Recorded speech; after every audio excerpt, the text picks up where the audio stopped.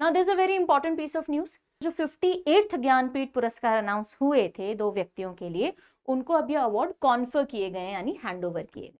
President Murmu ji ने confer किया 58th Jnanpith award. इस बार तो 59th भी अनाउंस हो गए हैं, ठीक है। तो 58th ज्ञानपीठ पुरस्कार जो अनाउंस हुआ था पिछले साल, एक संस्कृत के लिए और एक उर्दू के लिए, वो इस बार दिए गए। संस्कृत स्कॉलर जगत गुरु राम भद्राचार्य जी को संस्कृत के लिए ज्ञानपीठ, और उर्दू में गुलजार साहब को ये अवार्ड दिया गया। हालांकि गुलजार साहब could not attend the ceremony, award देने वाली ceremony, because he was not keeping well, ठीक है। अच्छा, इस साल यानी कि 59th ज्ञानपीठ किसके लिए अनाउंस हुआ है, किसका नाम आया है सामने? हिंदी के राइटर हैं विनोद कुमार शुक्ला जी। अच्छा, ज्ञानपीठ पुरस्कार ना किसी एक पर्टिकुलर रचना या बुक के लिए नहीं दिया जाता, आपका लाइफ टाइम अचीवमेंट होता है। जब शुरुआत हुई थी ना ज्ञानपीठ की, उस समय ऐसा होता था कि आपकी एक बुक के लिए दिया गया।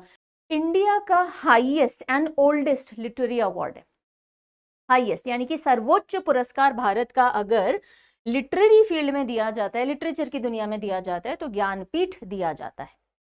सो ज्ञानपीठ पुरस्कार क्यों दिया जाता है? लाइफ टाइम कॉन्ट्रीब्यूशन लिटरेचर की दुनिया में। कितनी लैंग्वेजेस में? 23, 22 हमारी जो शेड्यूल्ड भाषा है और एक इंग्लिश। भारतीय ज्ञानपीठ ट्रस्ट है जिसने इस अवार्ड की शुरुआत की, और इस ट्रस्ट को 1944 में साहू शांति प्रसाद जैन और उनकी वाइफ हैं रमा जैन थे, उन्होंने शुरू किया था। तो ये जो ट्रस्ट है भारतीय ज्ञानपीठ ट्रस्ट, ये इस अवार्ड को देती है।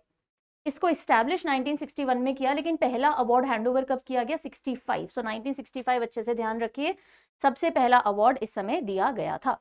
टोटल 23 लैंग्वेजेस के अंदर यह अवार्ड दिया जाता है, 22 रिकॉग्नाइज्ड प्लस इंग्लिश, और साल में एक बार अनाउंस होता है। सिर्फ इंडियन सिटीजन्स को, बाहर के लोग नहीं ले सकते, किसी और नेशनल को नहीं दिया जाता, और पॉस्ट्यूमसली नहीं दिया जाता, यानी जिंदा व्यक्तियों को ही दिया जाता है।